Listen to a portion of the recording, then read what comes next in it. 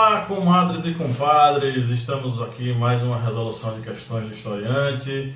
Eu, o professor Pablo e o professor Cleber, estamos aqui mais uma vez para a gente trabalhar umas questões e falar para vocês quais são os erros e quais são os acertos para vocês ficarem ligados e poderem tirar uma nota bacana, seja lá no de danado, se vocês fizerem o vestibular de vocês, o Enem de vocês, se tiver nem ainda, né?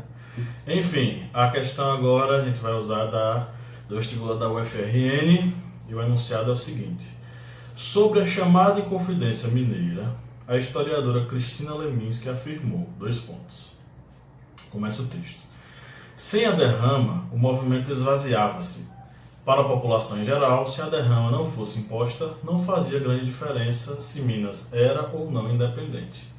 O movimento era fundamentalmente motivado por interesses, não por ideais. A prisão dos homens mais eminentes de Vila Rica provocou alvoroço na cidade e o Visconde de Barbacena foi obrigado a admitir que a tentativa de manter sigilo sobre o processo era inútil.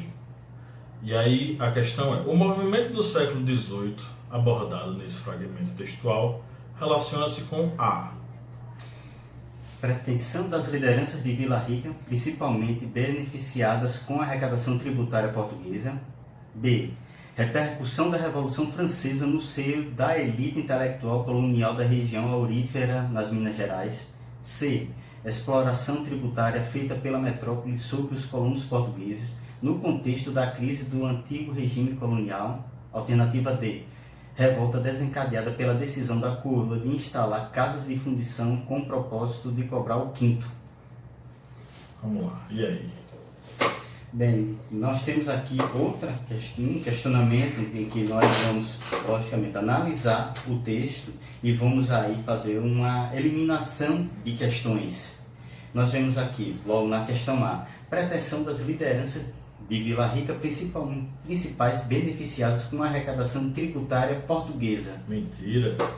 Não tem nem condições. O beneficiado disso era a coroa portuguesa, que cobrava pesadamente. Os lideranças da Vila Rica pagavam a derrama, né? Exatamente, a derrama, o quinto. Ou seja, toda essa questão tributária, o único beneficiado era a coroa, era a metrópole. As lideranças, eles eram, digamos, os pagadores desses tributos. E aí vamos para a questão B. Repercussão da Revolução Francesa no seio da elite intelectual colonial da região aurífera das Minas Gerais. Isso aí, algumas vezes, causa um certo pegadinha do malandro, não é? Isso. Mas devemos lembrar aí que a Revolução Francesa, ela só ocorreu depois dessa Inconfidência Mineira, porque muitas pessoas acabam também levando essa, digamos, conjuntura de revoluções, de movimentações europeias, já ligam diretamente com a questão também de revoltas do Brasil Colônia. Mas só que aí, nesse enunciado B, que é a repercussão da Revolução Francesa no seio da elite intelectual colonial da região aurífera, nas Minas Gerais, não encaixa, porque a Revolução Francesa ocorreu depois desse movimento em Minas Gerais. A não ser que seja aquele tipo de questão que nem um pouco da MBL fala, né? Que o Marx, ele descobriu com a Primeira Guerra Mundial que seus ideais estavam errados, sendo que Marx já estava morto, né? Enfim, então a questão aí está errada, não tem Revolução Francesa nesse período. Muitas vezes é só essa questão da pegadinha mesmo. Aí vamos para C. Agora sim, rapidinho. Existia uma repercussão nos ideais iluministas que posteriormente desencadearam a Revolução Francesa. Só que a questão aqui está montada errada. A repercussão da Revolução Francesa, sendo que ela não tinha nem acontecido. Não tinha acontecido, exatamente. Vamos lá para C. A exploração tributária feita pela metrópole sobre os colonos portugueses no contexto da crise do antigo sistema colonial. Que é a alternativa correta. Que é a alternativa correta, porque nós temos aí exatamente essa questão dos tributos cobrados sobre essa região aurífera, sobre a região das Minas Gerais, pois a metrópole, nesse contexto, devemos lembrar aí no contexto do antigo regime, que tinha essa importância, a questão do metalismo.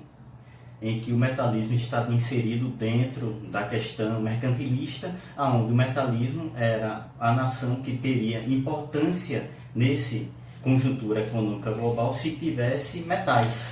Fora que era um período onde a produção aurífera estava entrando em declínio. Exatamente. E por isso a coroa ela não queria perder o seu status, né? A quantidade de ouro que ela arrecadava. Então o que acontecia, além daquilo que deveria ser repassado, 1/5 da produção também tem que ser passado. Salvo engano, a derrama ainda é um pouquinho mais, viu? Que a pessoa tinha que repassar para a coroa, porque a coroa não queria perder os rendimentos em cima do que estava acontecendo. Que a derrama a coroa estipulava uma quantidade de extração de ouro. Que é 1/5. Você daria 1/5 para a coroa. Só que aí, além disso, você ainda tinha a derrama. Que a derrama era, se não me engano, 100 arrobas. Que 100 arrobas, se não me engano, dá 1,5 tonelada de ouro que deveria ser extraída nessas regiões e mandadas para a metrópole, para Portugal. E num período em que a produção aurífera já estava começando a decair, Portugal ele não queria perder, como bem lembrado o professor Palma, o seu status, não queria perder essa sua importância nessa questão de arrecadação de metais, ela queria ouro a todo custo. E aí instituiu a derrama.